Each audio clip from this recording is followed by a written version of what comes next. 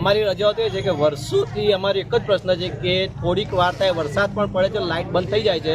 અમે વર્ષોથી એક જ રજૂઆત છે કે અમારી ડીપી ચેન્જ કરો. બસ સ્ટેન્ડને આવ્યા અમારે ઓછામાં ઓછા 6 મહિના પણ નથી થયા.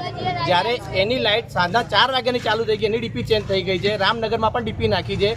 એની રજૂઆત પણ અમે કરી, પણ એ લાઇન પણ નથી આપતા. વર્ષોથી અમારે નાળા પરથી છે જે શેરાભાગોળ નાડું ખરું ત્યાં પણ ડીપી નાખેલી છે. ત્યાંથી લાઇટો ચાલુ હોય છે હંમેશા. અમારી લાઇટો કલાકો સુધી બંધ હોય છે. એનો પ્રશ્ન એ છે કે સવાર 6:30 વાગ્યાની લાઇટ લીધી છે, હજુ સુધી એનો કોઈ નિકાલ નથી. કોઈ એ 13 કલાક થયા ઓછામાં ઓછા. અમે MGVCL માં આવ્યા છે રજૂઆત કરવા માટે. હાલમાં કોઈ એન્જિનિયર પણ અમને જવાબ આપવા માટે બેઠો નથી. સાહેબને પણ અહીંયા કમ્પ્લેન કેટલા ટાઈમથી કરેલી છે. આ અહીંયાથી જે ટેબલ પર બેસે છે સાહેબ કહે છે તો પટેલ સાહેબ કોઈ નિકાલ નથી કરતા.